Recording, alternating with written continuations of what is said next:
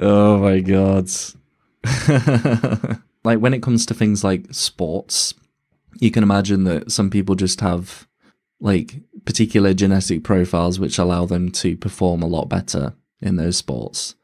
And I do think to a certain degree when it comes to the working world, people obviously have variations in their genetics, their upbringing, to a point where for some people doing what they're doing is just not reasonable. This idea of grinding, working harder than everyone else, being productive every second of the day is a principle that has become well taught in the self-help community. Whenever you hear someone sort of giving you advice, it's always important, if it's delivered to a mainstream audience, to kind of temper it to a certain degree, you know, to understand that it's not meant for you, it's not meant for us, it's kind of, it's not taking into account like the different difficulties that we may have. Okay.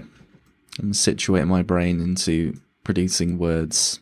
With the advent of our modern day, there is a lot more focus nowadays on the concepts of being independent, doing well at work, being on your grind, being on your hustle. And you've got a lot of stuff out there actually talking about helping people who have mental health difficulties.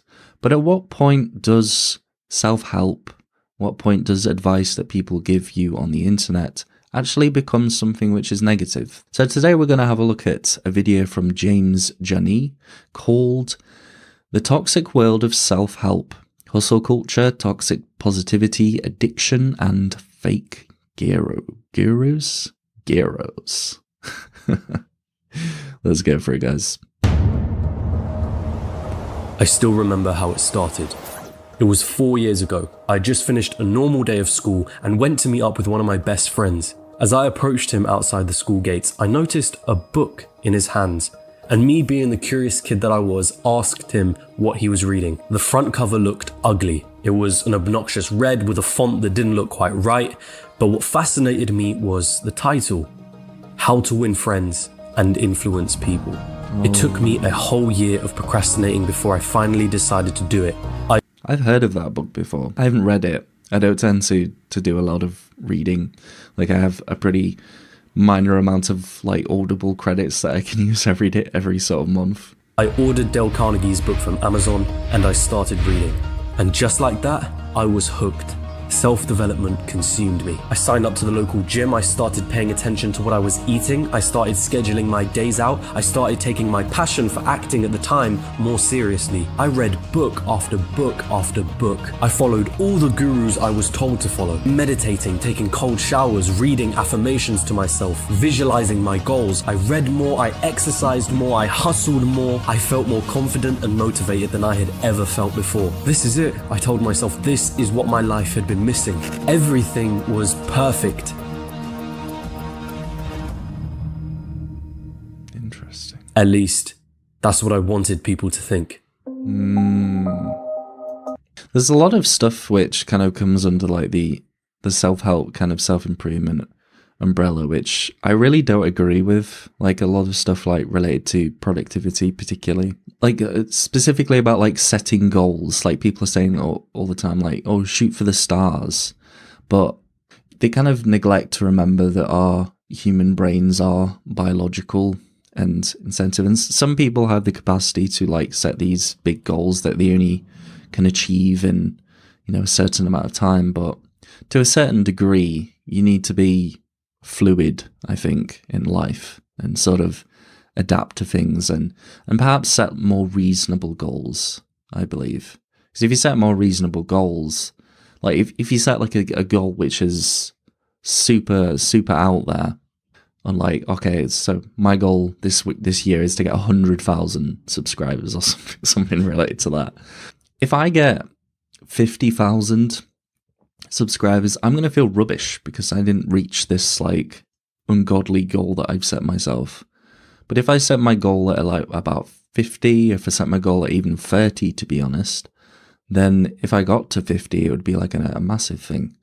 And if you set like a 10-year goal, like you say to yourself, okay, in 10 years, I'm going to be here, and this year I'm going to do this, and this year I'm going to do that, and this, like, the longer, like the time span that you set for your goal, it's just going to feel like you can just waste time, like in the present. I think there's a pretty fine balance when it comes to stuff like that. Sometimes my goals are just self-care, brushing teeth, showering. Yeah, 100%. Like, especially when I'm going through like a bad mental health period, that's on the top of my list. Thank you, Bo, for joining the channel. Much appreciated. That is a big icon. It's gonna sit that a little bit. What's it? This book is okay. Basically, it's just making others feel good. The world of self-development had changed many things for me, but there were some glaring issues that I had to come face to face with. And let this video be a warning to those of you that are looking to improve your life or situation wherever you're at. I've been wanting to make this video since starting this channel, and I've finally plucked up the courage to do it. So get ready to sit back, relax, and join me as we dive into the toxic world of self-development.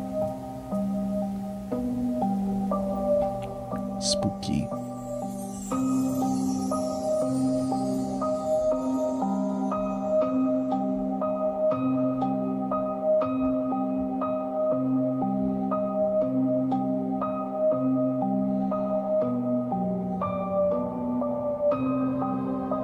Lived experience angle.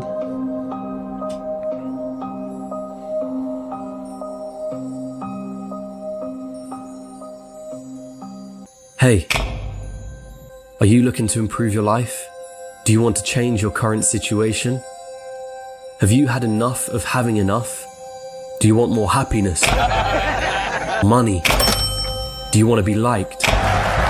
Do you want people to notice you more? Hi.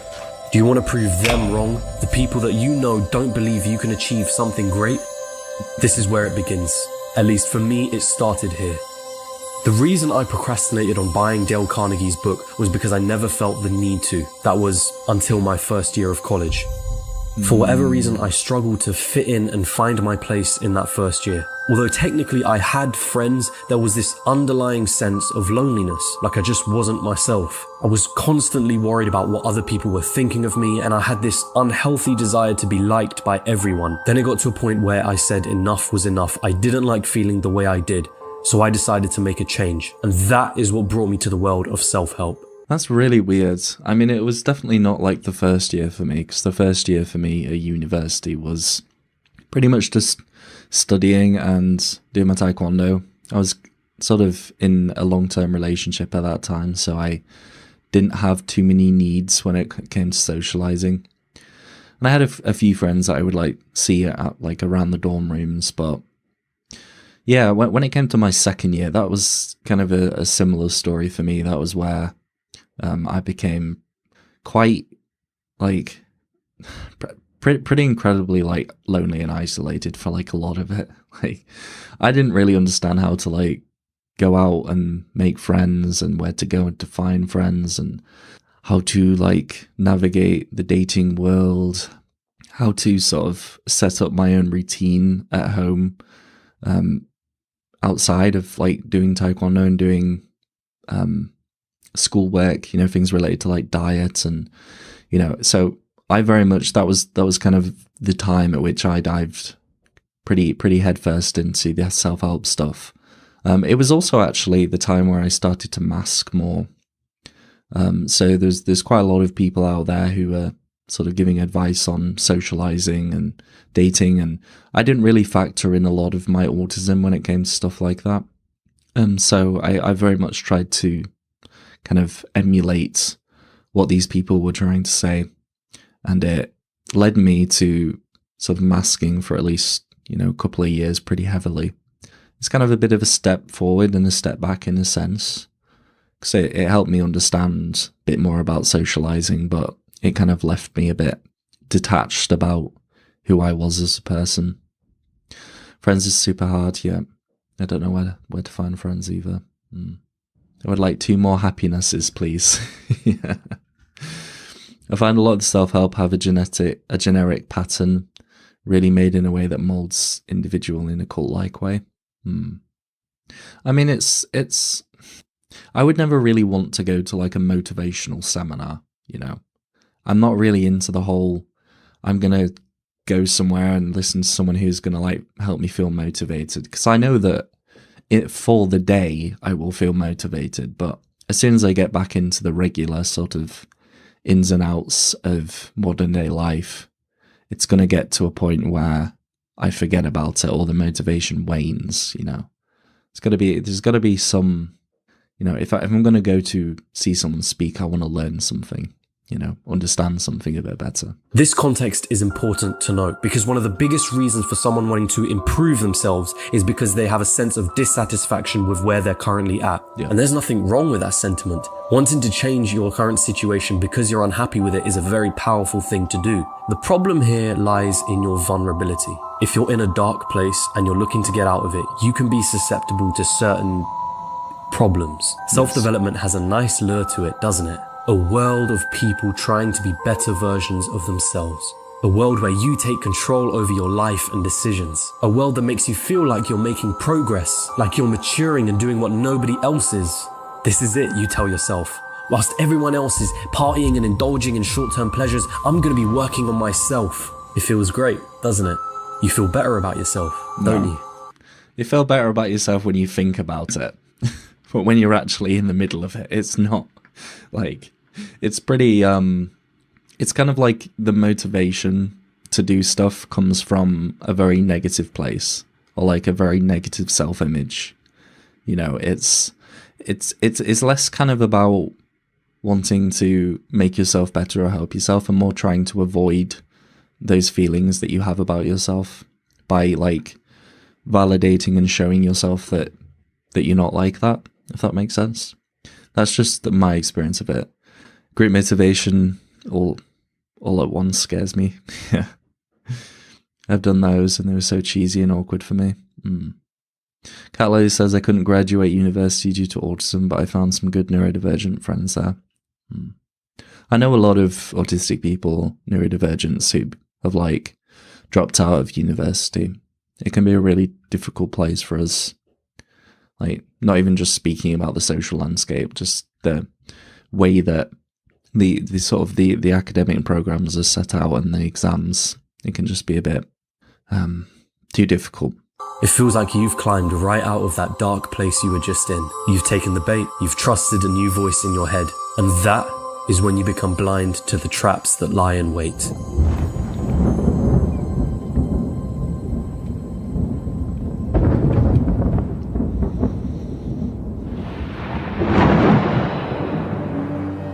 Self-help makes you feel good, there's no doubt about it.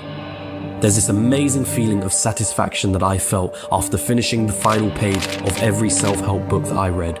I had a rise in motivation. I felt like I just completed the level of some video game and my character had just leveled up.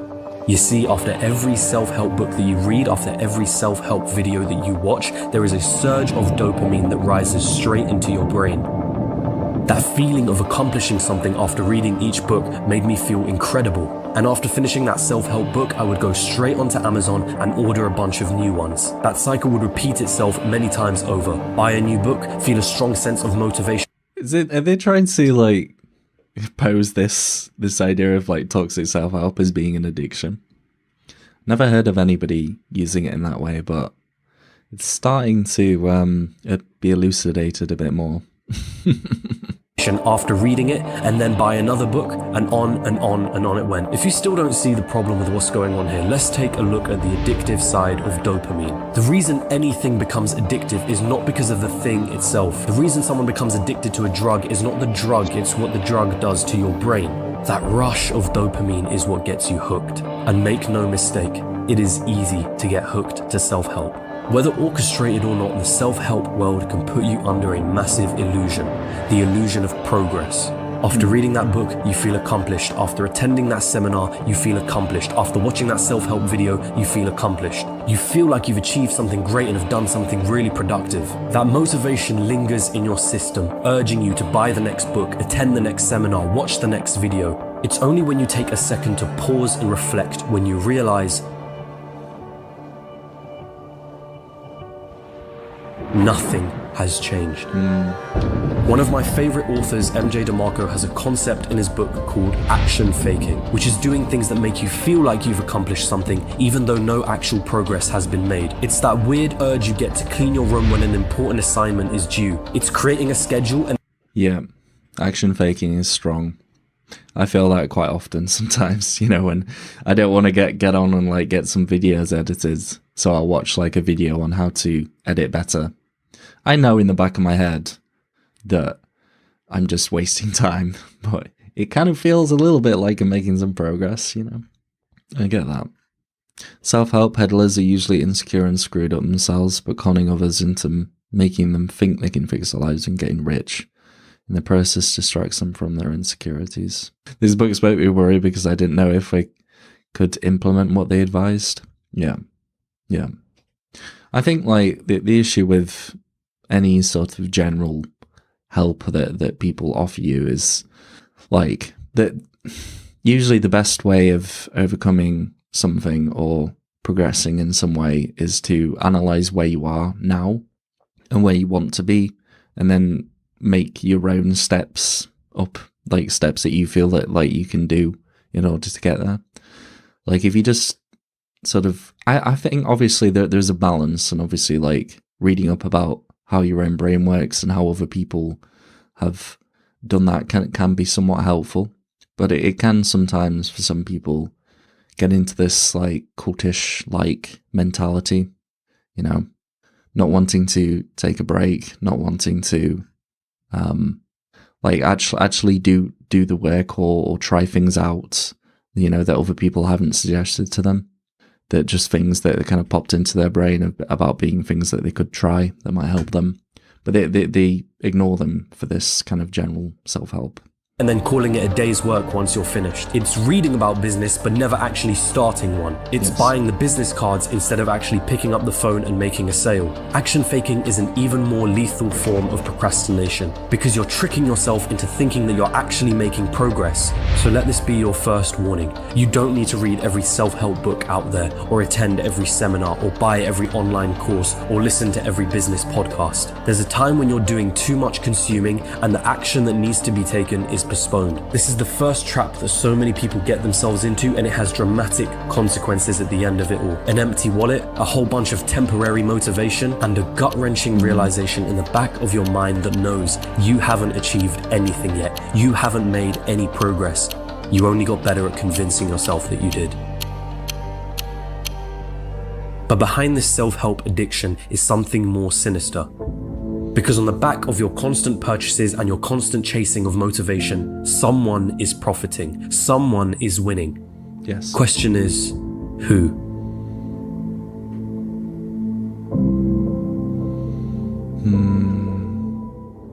Here's something you might not know. The self-help industry is estimated to be worth $13.6 billion by 2022, with 5.6% average yearly gains. Well, it kind of makes sense, isn't it? When we look at like the landscape of, what people are experiencing in terms of mental health and loneliness, it just all around seems to be, not to be like a doomer in any sense, but it all around seems to be getting worse for a lot of people.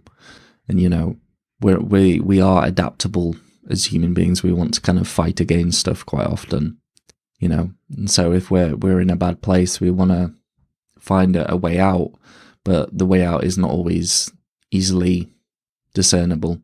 It's very individual from person to person, what kind of resources you have, what kind of time you have. There's so many aspects that go into that, and when you come across someone who kind of offers you all of the answers, it can be a very alluring thing, I would say. It's like a get happy quick scheme. Yeah, and a lot of this stuff, like if you watch like a motivational video, like if you really need to, like if in the morning, if you're like struggling to get out of bed, maybe watching a video might help you, like a 5-minute video, just to like motivate yourself. But don't like stick them on repeat, distracting yourself from working. You got to use it tactfully.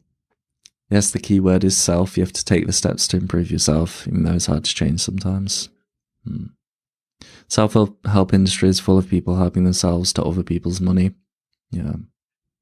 I mean, again, it's a very broad stroke to say that every single aspect of the self-help kind of spheres are bad. But there is a particular kind of brand of self-help that I think many of us can isolate and pick out that isn't particularly the most helpful stuff, you know?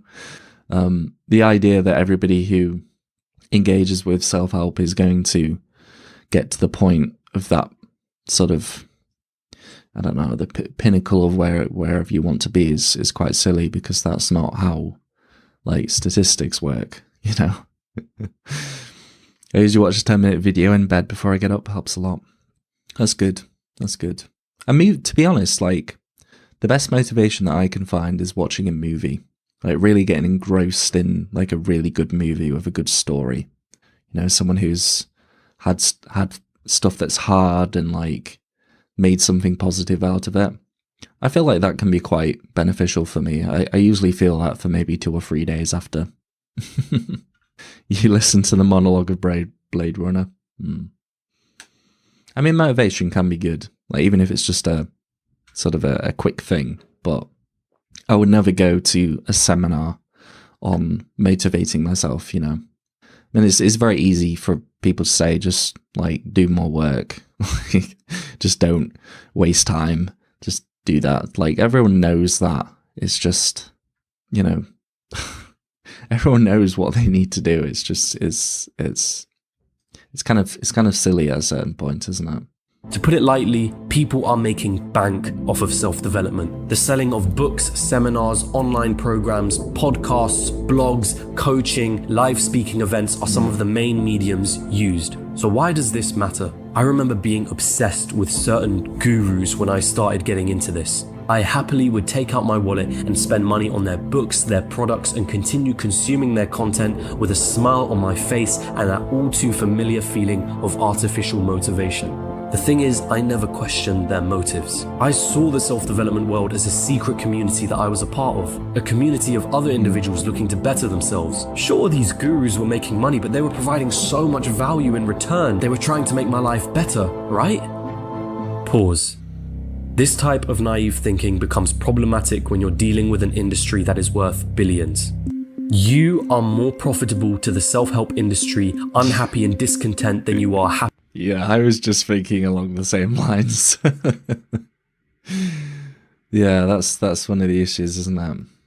Don't do a good job, but don't do too much of a good job to the point where people don't need you anymore. Happy and fulfilled. Remember when we talked about how you have to come from a place of being dissatisfied with yourself in order to want to improve your life? Well, the business of self-help knows that. In fact, they rely on that feeling of inadequacy to pull you in. Oh, and they're very aware of how addicting self-help can be. A combination of you feeling inadequate and you getting a small high every time you consume self-help content turns you into an avid consumer of their products. And make no mistake, many of these gurus will continue to make product. After all, it's not even just the providing the help that they do. Like there's quite a lot of kind of cultish sort of YouTube channels out there, or like sites or like organizations out there which, like within their stuff, they kind of they don't really do it in a very direct way, but they sort of put you down or get you to mull over your current situation as sort of kind of like stoking your internal feelings of insecurity before like providing like a way out for it, you know.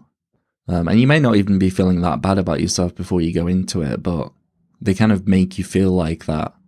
And then they provide you this kind of path, this way to shift through sort of your life in order to get better in their eyes. It's their own self-help addicted core fan base that are urging them to produce more and more products. And then you fall into the trap of looking for the next big thing, a trap that further adds to your consuming instincts. You think to yourself that you just need one more thing before you find the secret, before everything changes. The next big secret to losing weight, the next best business model to land yourself in the world of financial freedom, the new hidden secret to unlocking your charismatic self, the one meditation trick that will unlock your third eye, and so on and so on and so on. And as you continue consuming, thinking to yourself, this time things are going to be different, your wallet continues to dry up and you never truly find yourself progressing or improving yourself. No, all you've done is made yourself a consumer of the self-help industry. So here's your next warning. The self-help industry is a huge business, and it is reliant on you not being content for you to continue consuming the goods and services. I find it concerning that even though there is so much self-help out there, people seem to keep suffering and feel worse about themselves. Makes you wonder how much it's just about making money. Yeah. Well, I mean, like, even if someone's setting out to do something good, like the nature of like setting up a business is making money, you know. I don't want to be so, cynical to say that every single self-help person out there is doing it for their own benefits. I'd probably say not. I'd probably say that's not the case, but like maybe the industry or like the way that they are delivering the content is kind of optimized to make it a little bit more consumable, you know, to get them more money, to, you know, get to a certain place, some certain numbers, or, you know. Music sorts my head out. Yeah, me too. It's a good source of both empathy, you know, for your current situation, but also I think like it can be somewhat motivational, I would say. Cults, yeah. With this one super simple trick, you can reach nirvana instantly. I don't know, self-doubt help did not help me. I'm so used to tricking my own brain that I just dismantle that thing. Yeah. Patient is cured, a customer is lost. Exactly, Pinky. Yeah. You cannot say that an industry is bad merely because they make money. Everyone has to make money. That's what I mean. Like the it really depends, doesn't it? Like, and maybe the people who are sort of at the top and sort of delivering this content don't actually have the desire to, like, make this stuff. So, I don't know. I mean, where does the blame land, you know?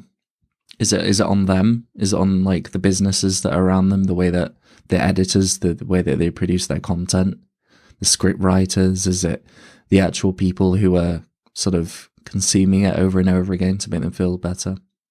I don't think there's an easy, like, answer to that, you know? You don't know. I mean, would you say that my stuff is, like, self-helpy? I feel like I'm somewhat, like, in the self-help kind of sector. I don't particularly offer, like a way out to feel better about stuff, but I do, like, give my opinions and sort of share what's helped me, I suppose. But I do see this kind of putting you down and then making you feel better kind of thing that is out there. I don't know. It's like, where is the blame? Is it just that we're just, it's kind of like a band-aid, this whole self-help stuff? Like a band-aid to make you feel better? Does it actually help? I don't know, because there is some stuff out there which has definitely helped me. You know, usually tends to be the stuff which is a bit more grounded, a bit more down to earth, you know, offering sort of things that might work, giving options, you know. But it's hard to know. Expectations cause one to fall into these, then they get sucked in and manipulated. There is no conspiracy, just these. There is just monkeys preventing each other from reaching the banana. It's a very nuanced take there, Farrell. Services that it produces. Be careful.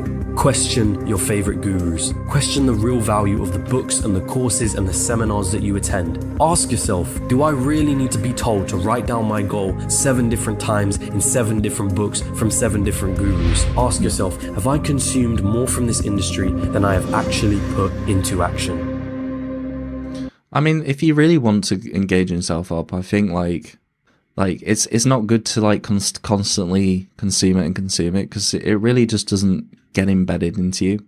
If you find something that you want to change, like try and take one nugget, one bullet point of information from the stuff that you've seen, and just try and do that and see if you can make it sort of a part of your life, you know, and sort of assess whether it's been beneficial to you or not.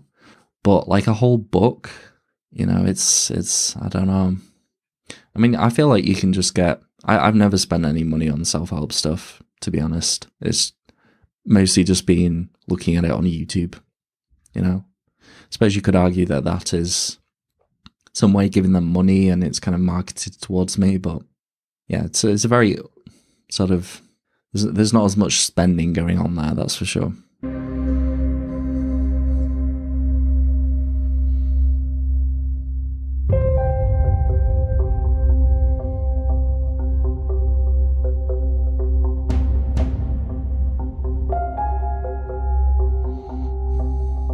I felt amazing after that first year of discovering self-help. The amount of confidence that I had in myself skyrocketed. I was happier than I had ever been. I wasn't looking back anymore. The old, lonely, wanting to be liked by everyone else version of me, that was gone. The unhappy me, that wasn't there anymore. I was someone new. I felt like someone new. I didn't ever want to go back to feeling like I did before. I'm going to be successful is what I told everybody. And at that time, success for me was becoming one of the world's best actors. But of course, this is never how reality plays out. It sounds really silly, but at the time I truly felt like I was going to be happy forever, or at least in this constant state of motivation. Self-development is its own bubble. You're surrounded with positive messages. Everyone's telling everyone you're all going to be successful. All your gurus are making posts about being happy and blocking out those negative thoughts. But just like any bubble, there's always a burst. And my burst came when I started losing my passion for acting.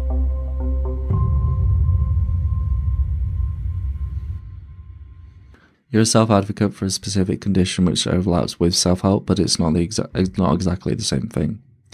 I don't know. I mean, there's some people out there who would kind of see, you know, there's two angles to take, you know. I mean, you can trust me in what I say that, you know, I'm wanting to make this my job so that I can basically put all of my energy, put all of my thoughts into trying to make autism related things to perhaps help people. Or you could kind of see it in a very cynical frame, like of, you know, I don't know, I've just seen some comments from people, and obviously we've watched like a lot of like disability cringe content saying that you're basically using autism in order to sort of build a business or something of that. It really depends on what your like individual feelings are about something or what you think. It, you know, what kind of angle you take on it. It's hard to know because you can't really like understand fully, like truthfully, what someone's intentions are. It's a hard thing. This kind of self-help begins to sound like sort of masking, telling yourself you're doing great when maybe the truth is not so much. Yeah. I think it comes down to the monetization strategy. If they're selling one book or one cinema and giving you tips for success as opposed to a recipe for success, that's one thing. Yeah, sort of, there's no sort of set out plan of what you need to do. Yeah. Good vibes only is a toxic mentality. Yes, you want to have a positive mindset, but to be willfully ignorant to the fact life has its trials is just deluding oneself. Yeah. It's definitely like avoiding negative emotion is not, in my personal opinion, the best thing to do, or to like overwrite it with other stuff. I think there's a lot of value sometimes in negative emotion. Even when it comes to things like anger, you know, it can tell you a lot about how you feel about something. And the difficult kind of part is trying to work with your emotions, you know, which emotions am I going to let kind of dictate parts of my decision making, and which parts are not so good, you know. But definitely being aware of it and processing it, I think, is a good thing to do, I would say. It's starting to sound a bit like self-helpy. In that moment, it seemed like my whole world was turning upside down. Since I was a kid, I told everyone that this was my dream, this was my passion, that I was never going to quit being an actor, because that's what self-help taught me to do, never quit.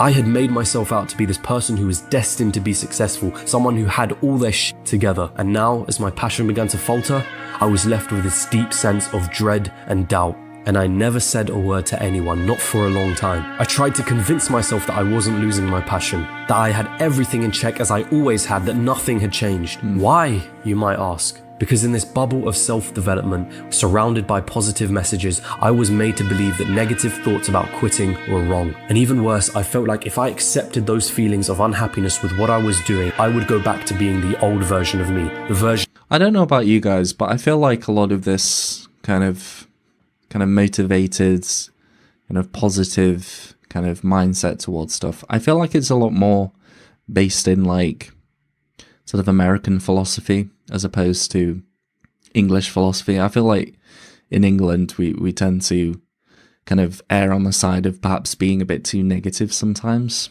You know, if something happens, you know, we have lots of different phrases that are out there which basically serve to kind of bring us back to earth, or like say that, oh, it could all change. And, you know, I think we generally in England have a pretty kind of, maybe because of the sort of cultural experiences that we've had. Maybe that's why. Who knows? Or maybe something to do with the weather, you know. But I do find that there is some differences in the way that we kind of, our mindset towards life and success and good things and bad things. You know, that kind of stiff upper lip kind of mentality towards things. I don't have enough information yet to confirm whether it fits the bite model for a cult, but it definitely seems like some type of brainwashing.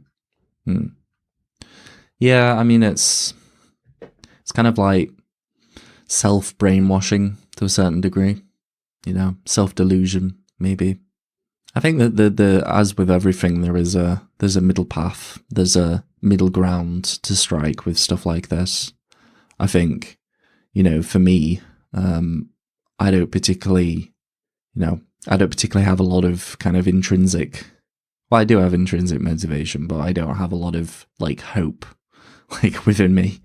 I'm not a very hopeful person, just about like my own life and myself. So it's helpful for me to have people around me, people sort of, you know, giving me sort of positive reinforcement and instilling some kind of positive messages within me, because I tend to be very, very the opposite, you know. Mental gymnastics, conditioning. I think someone said before, like, fake it till you meltdown. I love that comment. It's great. Indeed.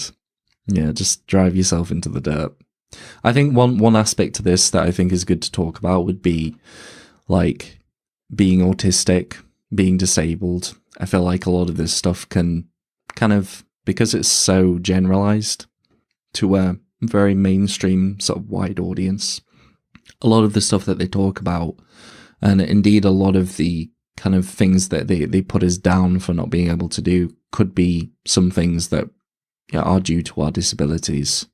And I think whenever you hear someone sort of giving you advice, it's always important, if it's delivered to a mainstream audience, to kind of temper it to a certain degree, you know, to understand that it's not meant for you, it's not meant for us, it's kind of, it's not taking into account like the different difficulties that we may have, the different strengths that we may have.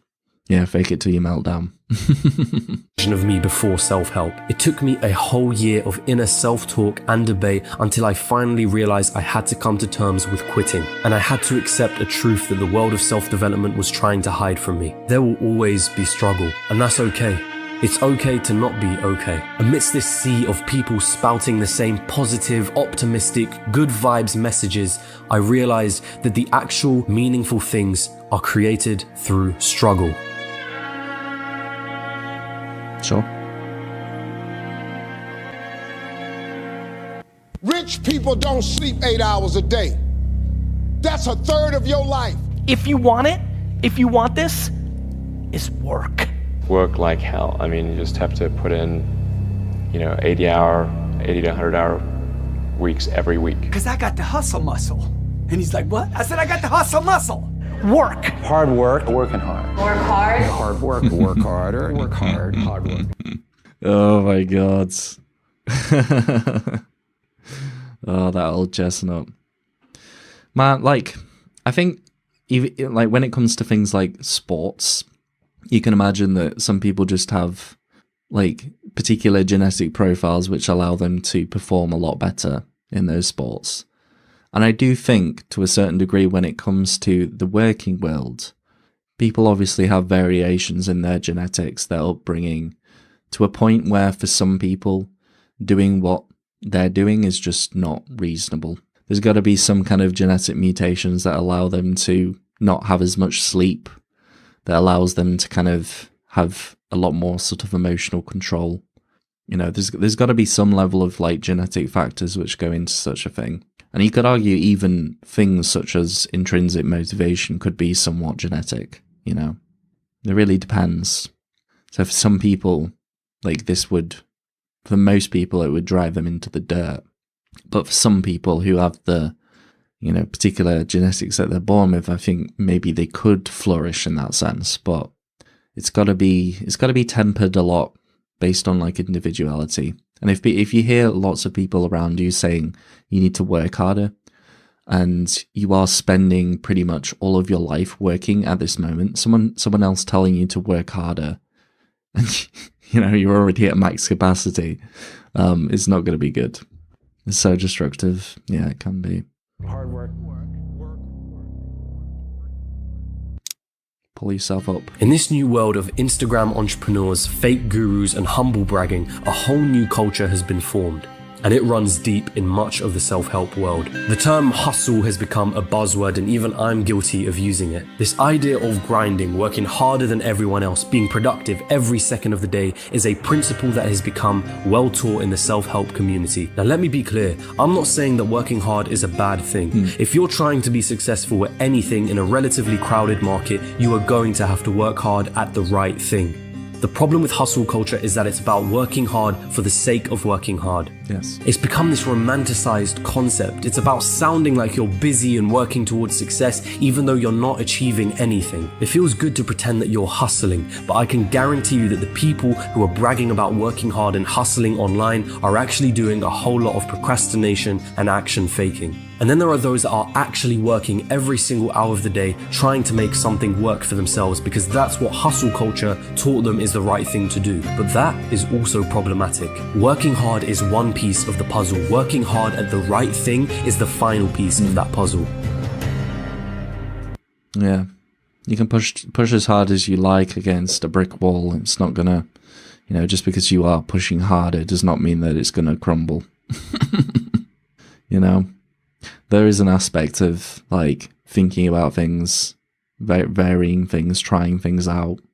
You know, you can to a certain degree plan things, sort of take a very step-by-step approach to things, but to a certain degree, a level of kind of trying things out and just, you know, taking shots in the dark and, you know, taking breaks obviously is going to be good. You know, what we humans tend to. Like when we are sort of highly stimulated, our sympathetic nervous systems are highly stimulated. It's not always the best sort of state of being to be in, to be creative.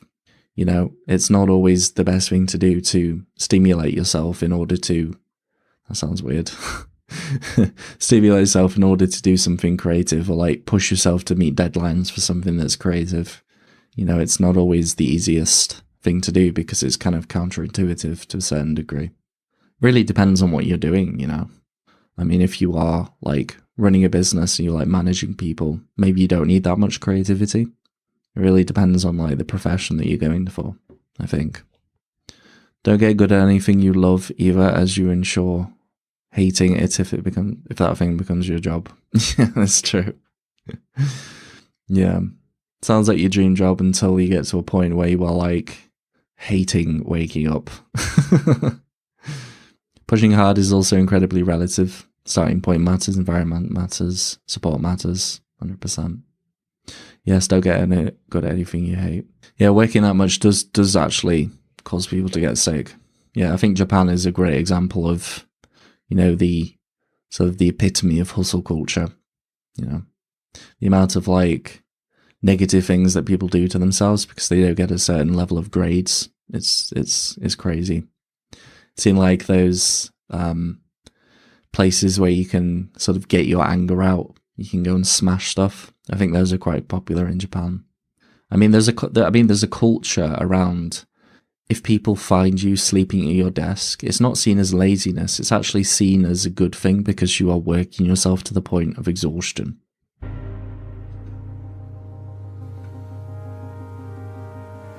There are two immediate problems with working hard 24/7 that I have found. The first is being at risk of burnout, a state of emotional, physical, and mental exhaustion caused by excessive, prolonged stress. The second is working hard at the wrong thing. You could have a fitness blog and be working on that 24/7, updating it with new posts, but the chances of you actually getting somewhere are very slim. There are thousands of fitness blogs out there. It would be really difficult for you to find your own unique selling point. That blog isn't solving any real problems. And if you had just taken the time out of your hustling to reflect on your strategy, you would have noticed that sooner. But instead, you continue to work hard thinking that that is all you need to be successful. There you go. It's taking a step back, reflecting.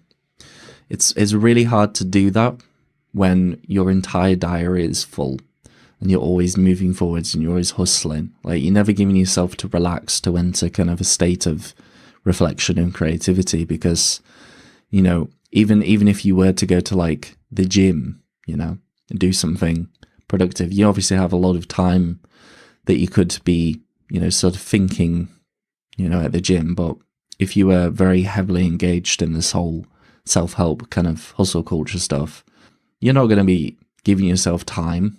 Like, in between sets, you're going to be like listening to audiobooks, you know. You're going to be listening to self-help audiobooks. Crazy.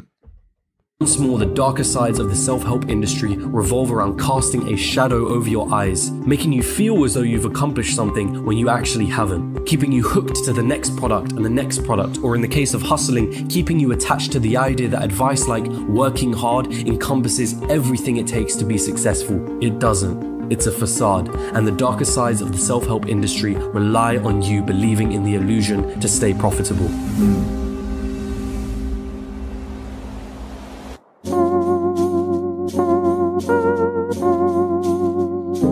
It's a very fast-paced, well-edited video, I have to say. I can understand why it's got 5.6 million views. This was 3 years ago. I feel like the whole self-help kind of sectors have got increasingly more intense, just from kind of an outsider's looking into it. 100%. I was just scheduling a video of me drawing you. Oh, cool. That's awesome. Thank you, Getcha. Or you don't relax properly or enough and try to full send back into intense things that result in another immediate burnout. Yeah.